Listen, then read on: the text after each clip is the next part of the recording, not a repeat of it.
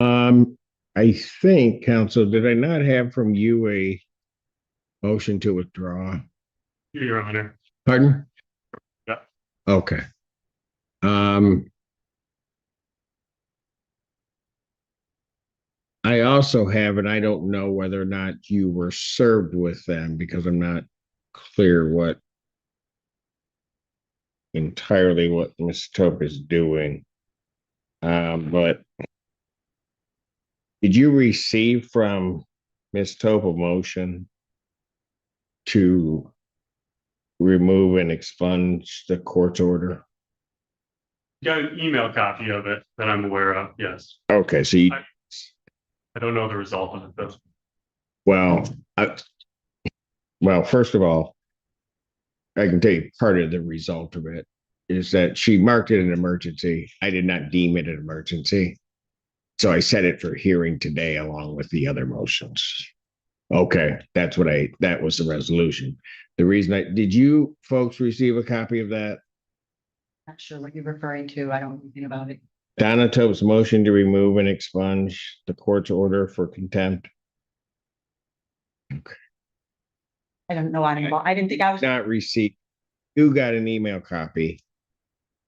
All right. So then we received, and I guess I'll deal with that one first, if you don't mind. We received then a communication from Ms. Tope that she was unavailable for her own motion today. So that motion, Donna Tope's motion, will be adjourned. And I'm not changing anything. The bench warrant is still outstanding. So my next day, March or April 14th. 14th? Yeah. I'm a little busy that day.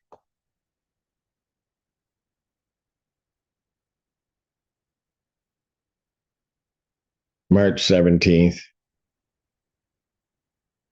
2026, 9 a.m. So that I'll adjourn the Donna Tope's motions.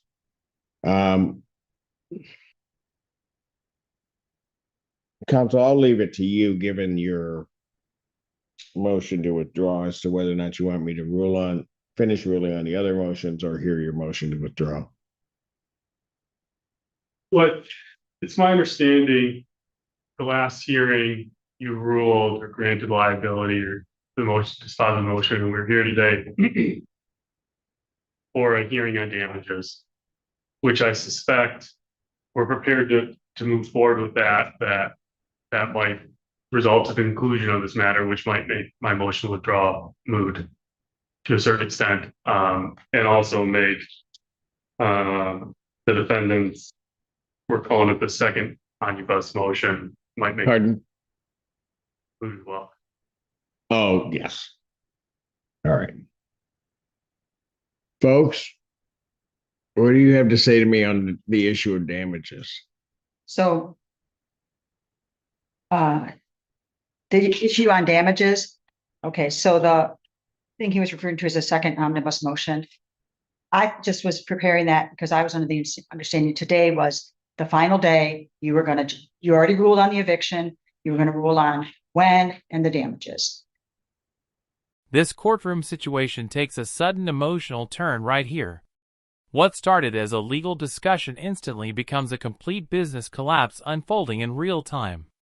The woman explains that foreclosure notices were posted, horse owners started leaving, and her entire operation is falling apart faster than she can control it. You can hear the pressure in her voice as she admits she may not even afford the next lease payment. Even the judge realizes this case is no longer just about paperwork or rent disputes. This is now about financial ruin, lost trust, and a business that may already be beyond saving. The tension rises heavily as the courtroom begins understanding how serious the damage really is. Okay, so since then, there were new things that happened, such as foreclosure being posted. I've lost a lot of orders and I'm out of business. So starting damages. You're out of business? Yes, and I do not have enough orders to pay my lease starting April. Most of the boarders are leaving at the end of March. They saw the posting on the door. Horse owners are like horses. They're flight animals, they're herd animals, and they're all leaving, and I'm going out of business. And so I fear, because of the posting of his foreclosure on the facility, that he is foreclosing and possibly going into bankruptcy. And so what I'm asking for damages is that it be to come out of the court's account. And that, so that my understanding is damages is up to you. And I have no recourse to get any of my money. I'm out of business. I'm not going to have the money for April's lease because of the eviction. Let me just stop you there a moment, okay? Because you know about the foreclosure Yes, council and it's a bank foreclosure. it wasn't a bank foreclosure, but it was the lender. Well, okay, the lender. Have they leaned anything in regard to that? I'm not aware of a lien. There was a foreclosure sale on the 4th, which the lender purchased the property out of foreclosure. So the redemption period is obviously still ongoing, but Oh dear. Okay.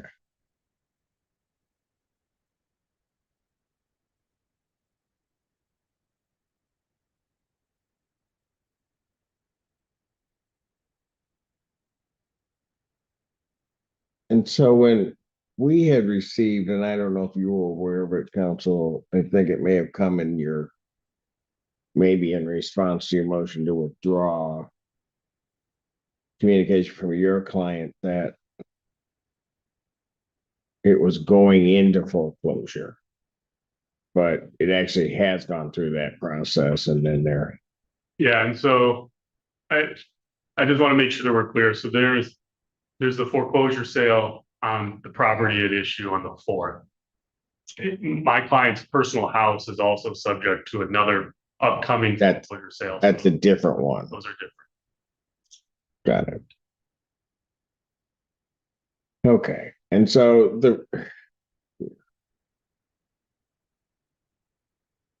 you have to remind me, how long is that redemption? That's not a 6-month redemption, is it? Going to be I believe it's 3, but 3. Yeah, that's what I was thinking. Go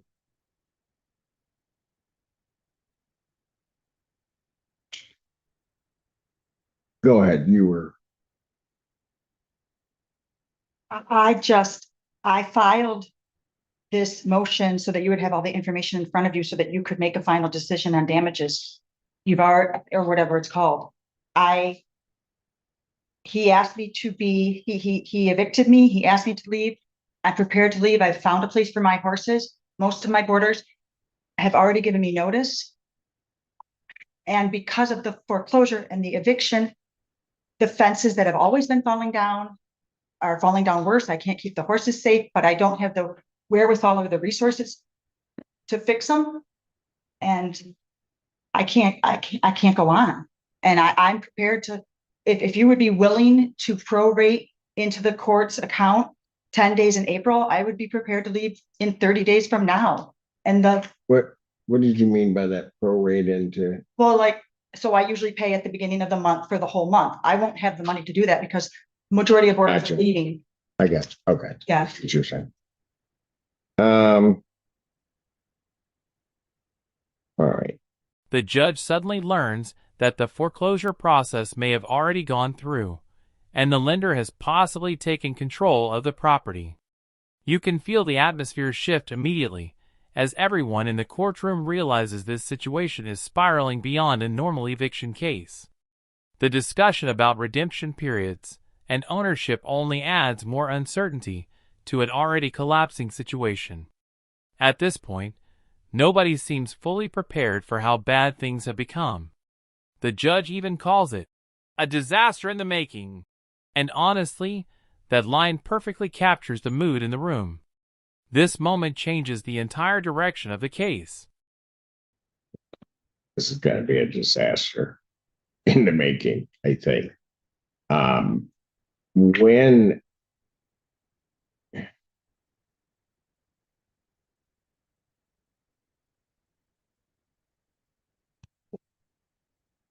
let me do this. While not holding him to it, counsel, is your client seeking to redeem the property or? I believe in the best case scenario, yes. Gotcha. You guys are going to have to. So let's say he doesn't, and then there's a new owner of the premises. You're probably going to have to leave in any event. So when can you guys leave the property? I would love to leave April 10th, but I can leave at the end of March. At the end of March, if you're not able to give me a prorated lease payment for the 10 days of April.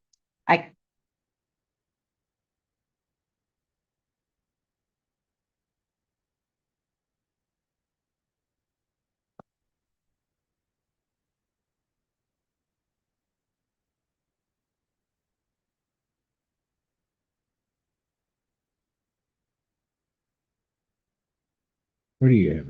A total in escrow. 20,620.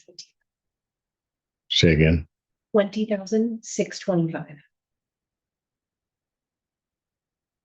I'm sorry, Your Honor, you said that's what's in the court's escrow? Yeah, I was asking.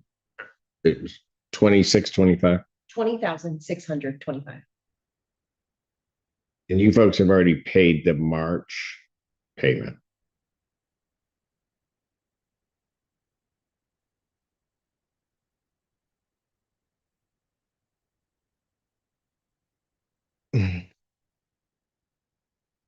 Right. Quick question, the March payment, are we saying that was paid into the court's escrow?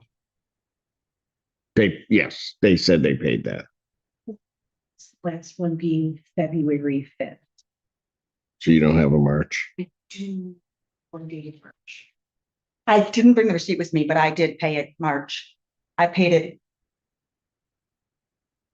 Did I pay it at the end of February because it was before we left on vacation? I think I paid it the last Friday of March because we left on vacation Sunday. So I want to make sure it was in before we left. Did you pay? I'm sorry, the last Friday of February.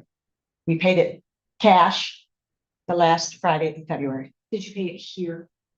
Or in Tulane. Well, It really wouldn't matter. Do you know what court you went to pay it? no, I do see it because you paid it here. It's not on the ROA. So And then it's got to be transferred over. So 5,500 additional.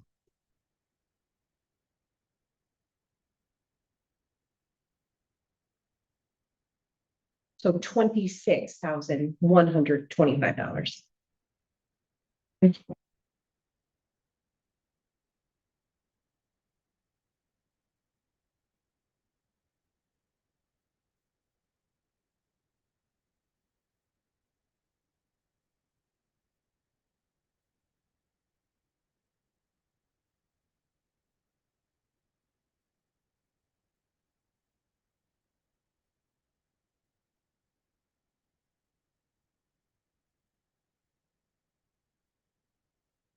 How long was your lease?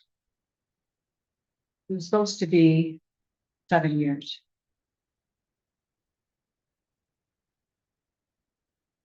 Do you have how many horses are you moving? I'm sorry, how many am I moving? How many? Yeah. Just my personal horses. Everybody else, Okay, that doesn't answer my question. You're getting like that other guy. I own. 3. So come the 10th as you're anticipating, you're moving 3 horses, or are you moving 3 horses and then some others that you're in care of? I guess I'm trying to. There's 3 other horses that are absentee owners, and I haven't reached out to them yet because I was waiting to see when my leave date was. I'm going to reach out to them and see if they want me to take them because I'm just going to a friend of the family's and they're just pasture horses. But no, I'm not continuing this business. Does that make sense? Yeah. Yeah, there's a lot more information I needed, but I'm just trying to figure out if I were to give you till the 10th, you're moving at least 3 horses, but up to 6 Yes, total horses. me personally, yes. Right. Okay.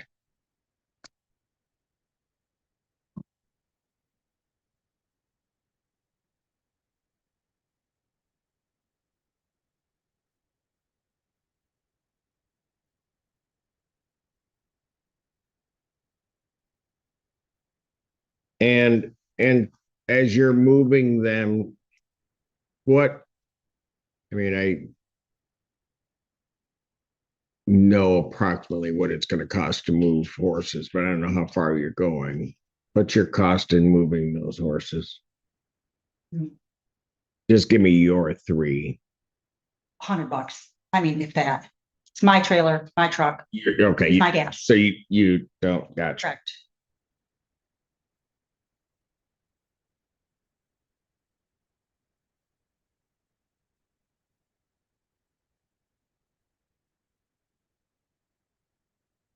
all right. Okay, before I make a final determination of the damages on this, any other additional argument you want to make regarding that? Yeah, couple points. The conversation shifts from foreclosure problems to something much bigger: missing escrow money and serious accusations involving mishandled funds. The judge slowly pieces together the possibility that money meant for rent may never have been properly protected at all. As both sides explain where payments went, the courtroom becomes more tense with every minute. What makes this so shocking is that the judge openly admits that everyone involved has been damaged by the same situation. You can hear frustration, disbelief, and confusion all building together at once.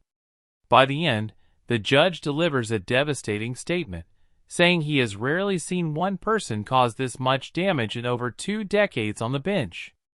Points, Yes, sir. just so that when I'm on the same page and we're all on the same page. So I have back in June of 2025 was the last rent payment, and it was a partial payment. That was the water heater. Subsequent to that, until this court directed Ms. Tope and defendants to submit money to the court's escrow, I believe there was the subject of a number of hearings prior to this that Ms. Tope had an escrow account personally where she was maintaining monies of some sort for June until, because I have, for example, as of March, a total outstanding rent due of $48,691.04. $26,125 of that is accounted for in the court's escrow account. The other $22,000 and some change might be in Ms. Tope's escrow account, which started this whole issue. And so Can I just stop you there? That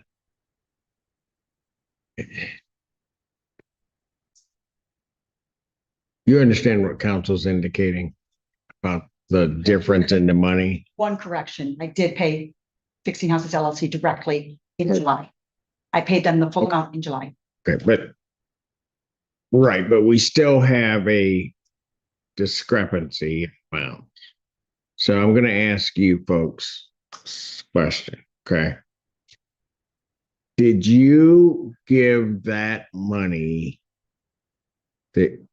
of these missing, I'll call them missing, but the payments that did not get to the plaintiff, did you give those monies to Ms. Tope? They were dispersed. That's the money that was dispersed for repairs. Okay, but what I said, yeah, okay. Yes. Hold it.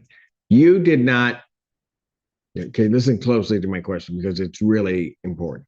You did not disperse those funds for repairs, right? You gave that money to Ms. Tope, who was holding it in whatever to then disperse for repairs or pay for. Yes, Okay, because hold on, understand, there's a reason why I'm asking this, and there's a big difference. Okay, because what council's indicating, I believe is correct, but I just want to make sure on the record that we have it. The 5,500 that you would pay each month that you would have normally paid to the landlord in this case. There were some months you paid those funds to Miss Toe to hold and or to use for repairs and other things. I believe that was August, September, October, July, I paid. Hang on a second. Hang on. Just slow down. I didn't ask what months. I want to make sure that factually what we're, because Ms. Tope's not here, factually that's correct. Because that's what I understand also, but I don't know that you've ever been asked that directly. Yes, Okay. So there's then this escrow, and you're saying that that was 3 months, if I'm hearing you correctly, that you would have given the monies to Miss Toe. I would have to look at the accounting records, but I believe it was August, September, October. I believe it was 3 Yes. months. August, September. November, it paid support, right? Our first payment was, I think that's right. And just so that we're on the same page, I believe the November payment was paid to my client and it was a partial It payment. was a partial payment in November. Right. So, But I also paid but you paid the difference of the 55 to the court. No, you paid the 55, but part of it was the check he received. It was a double payment that month because of an error by Ms. Tope. So he received the check from Ms. Tope. We also made the payment. So that month had extra. I believe in November, we paid the full 5,500 to the court. Is that correct? So was it 41? You pull me 25 is what we. He received it 41.25. Yes. He got 3,600. on top of that. So it was more than the 5,500. It was $3,508.96. I remember that being paid, that because that was a check Ms. Tope sent to him. Right. I don't know how we got it, but my records show that we got it. Right, that you got it. And the question was whether or not you could pay or whether or not you could use it. And because there was then the full amount, I said, you guys keep that money. The difference I thought was being paid into the court. And so I accounted for that in my previously stated number. So I'm just trying to bridge the gap between what the court has and what hopefully should be in Ms. Tope's escrow, personal escrow account.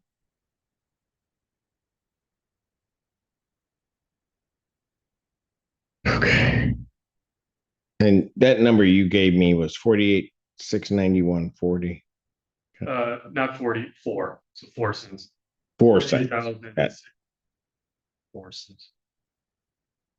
In November, though, it was overpayment. Because we paid Well- 25 and 3,500. Well, I don't know if we can really look at it as an over. Okay, I mean, because ultimately there's going to be a certain amount that should have been paid. The real question is where it went. I guess is that. I think that's what you were going to ask for. Yeah, that's what it was.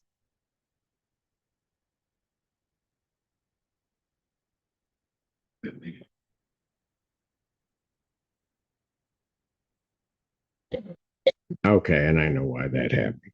What I did is I think I prorated. So I allowed him to keep the check. It really wasn't a double payment. So here's what I recall doing is the money that was sent to the plaintiff, I allowed him to keep that upon the court's original. And then when ordering escrow, I ordered it pursuant to the court rules so that it was ordered prorated for the period in time. And I went back, although you paid it on the 18th, it was back around the beginning. When was our first?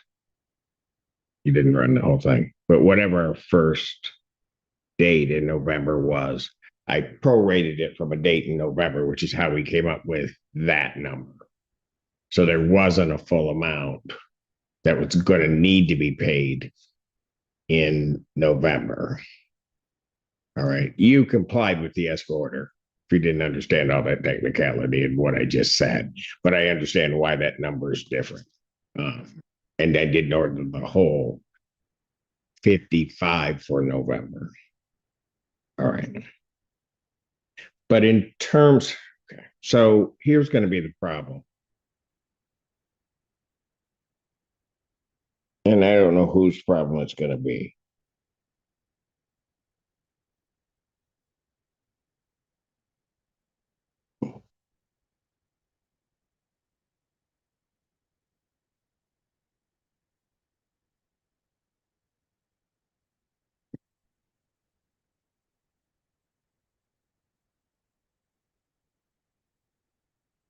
And this is going to,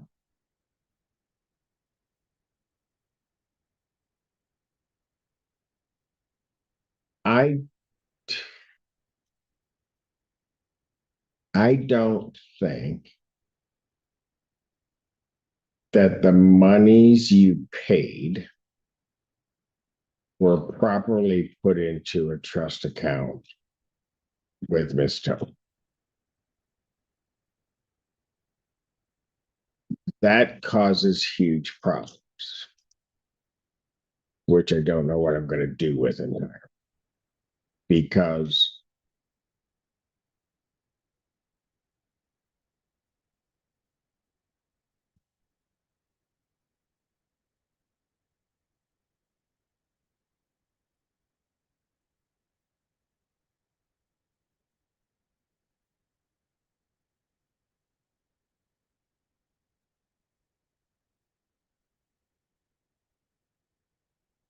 and I'm not sure of the procedure, but typically,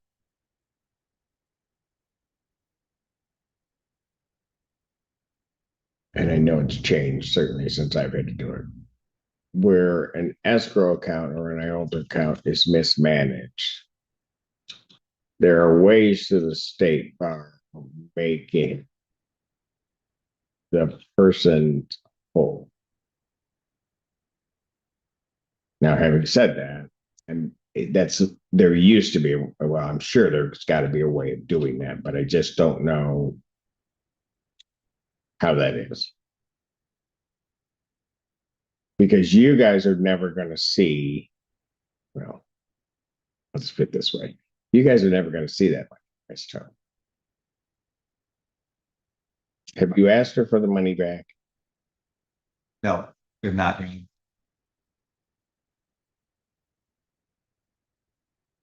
I don't think that money's there. I think that that's the money that was used for replacing the sheds and all of that. So, That's not as. okay, no, I'm never gonna get more But- money back. Here's the problem, okay? And just follow this here. Okay, and I think, guys, he's got an Alabama shirt on. Tackle him. No, I'm kidding. Oh.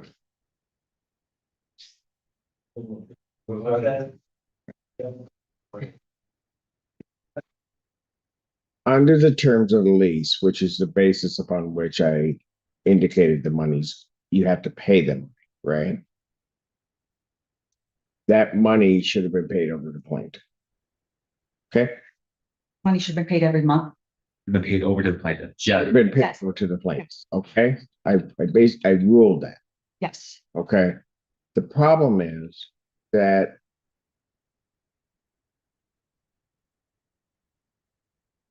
it's hard. So I can't really necessarily give an offset. What really should happen in this case, right? Everything being equal, and everything being what it is, and if Miss Tope were participating as one would think a member of the bar should, what should happen is the moment that I ruled that that money should have gone to plaintiff, regardless of whether she spent it on, if she did that improperly out of an IOLTA account, she should then pay that money to plaintiff. Right? You guys wouldn't have to pay more. Okay. That's not gonna happen. I don't think. So while let me put it this way. She may have told you those were legitimate expenses. They weren't legitimate expenses.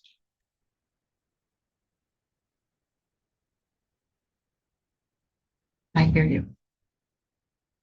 And so what I'm toiling with, just to be honest with you, is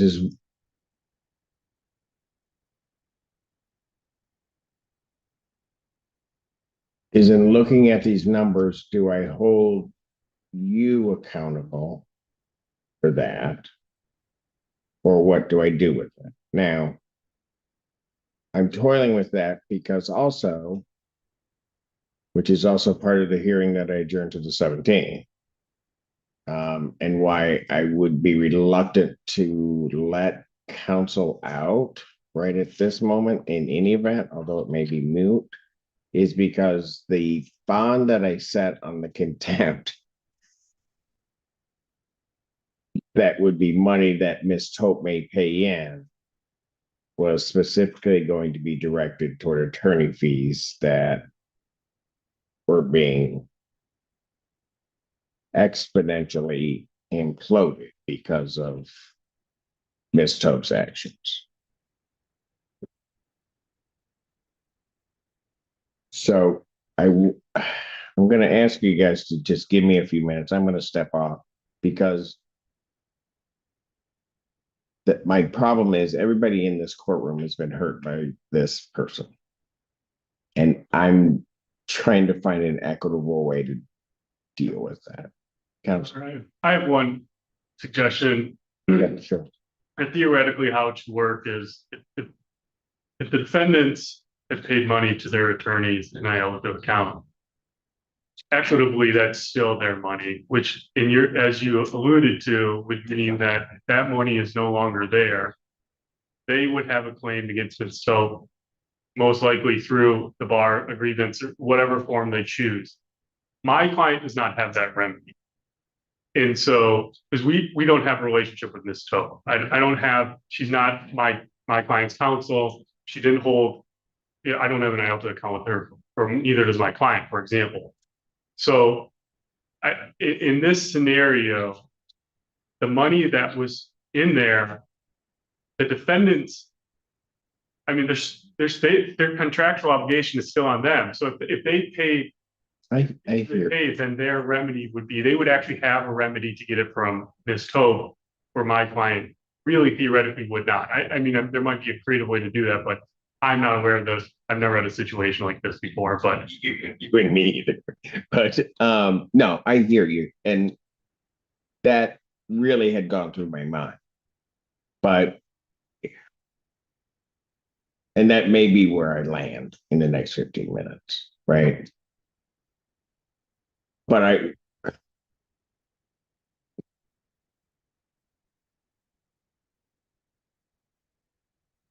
this is the second case in which Ms. Tope has been involved where people have been damaged. This is really the only one, however, that has damaged both sides, and then to a certain extent, the attorney on the other side, because your fees have been paid.